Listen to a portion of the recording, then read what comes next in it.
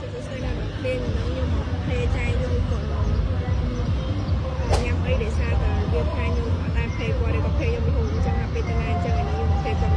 លើកពីក្រោយរូបភាពដែលស្អាតដែលច្បាស់ដែលល្អដែលអ្នកទាំងគ្នាឃើញហ្នឹងគឺមានគាត់ជាអ្នកចាំជួយខ្ញុំហ្មងគាត់គឺជាអ្នកកាន់កាមេរ៉ាឲ្យខ្ញុំហើយជួយខ្ញុំទៅថតភាពច្រើនមែនតើហើយសំខាន់នៅពេលដែលជូនទៅហ្នឹងគឺអត់ទទួលបានប្រាក់សំបីតែមួយរៀលអត់ទទួលបានប្រាក់ហ្នឹងសំបីតែមួយរៀលហើយសំខាន់ពេលខ្លះអស់លុយចូលដើមខ្លួនឯងវិញទៀតប៉ុន្តែគាត់ដែរនិយាយអីទេមានតែជួយយើងឲ្យអស់ពីដៃពីជើងជាងមុនទៀតខ្ញុំលើកឧទាហរណ៍ចាក់ស្ដែងដែលខ្ញុំកំពុងតែជួបនឹងហ្មងនៅពេលដែលខ្ញុំថតវីដេអូនៅក្នុងបន្ទប់ខ្ញុំគឺភ្លើងនៅក្នុងបន្ទប់ខ្ញុំគឺអត់គ្រប់គ្រាន់ទេមួយខាងវាសមួយខាងទៀតវាខ្មៅអញ្ចឹងនៅពេលដែលថតម្ដងត្រូវការពលឺពីទូរស័ព្ទបន្ថែមទៀតអញ្ចឹងគាត់សុខចិត្តបាន flash ពីទូរស័ព្ទរបស់គាត់នឹងមកឲ្យខ្ញុំហើយអ្នកនរគ្នាគិតមើលមកចុកដៃខ្លាំងមែនតើហើយគាត់ជួយរកនៅពី script និយាយឲ្យខ្ញុំច្រើនទៀតនិយាយទៅគាត់ជួយច្រើនមែនតើហ្មងណាធ្វើម៉េចតែការធ្វើខ្លួនរបស់ខ្ញុំអ្នកនរគ្នានិយាយទៅខ្ញុំអត់សូវចេះធ្វើខ្លួនមែនទេគាត់ជួយខ្ញុំច្រើនមែនតើដូចពេលផាត់មុខអីអញ្ចឹងខ្ញុំអត់សូវចេះដាក់ color ដាក់អីគាត់ជួយបន្ថែម color ហើយគាត់ដឹងថាធ្វើម៉េចនៅពេលដែលចូលវីដេអូទៅស្អាតទៀតអញ្ចឹងគាត់ជួយខ្ញុំច្រើនហើយសូម្បីតែតាក់ទងមួយសម្រាប់ខ្ញុំរាល់ថ្ងៃនោះក៏គាត់ជួយផ្ដល់មតិយោបល់ឲ្យខ្ញុំនៅពេលដែលខ្ញុំចង់ស្អាតម្ដងខ្ញុំតែងតែទៅពឹងគាត់ពេលដែលខ្ញុំចង់បិទម៉ាស់បិទអី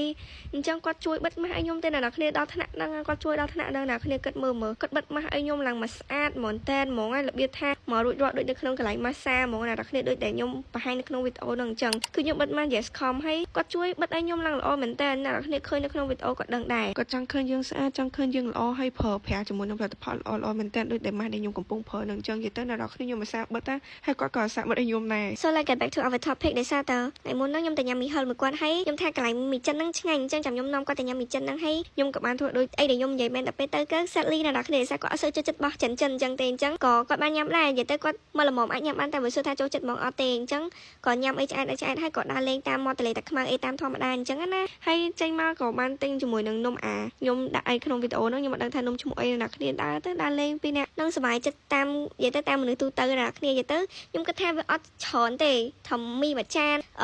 មហូបតិចតួចហ្នឹងប៉ុន្តែ it's about ទឹកចិត្តអ្នកនរគ្នា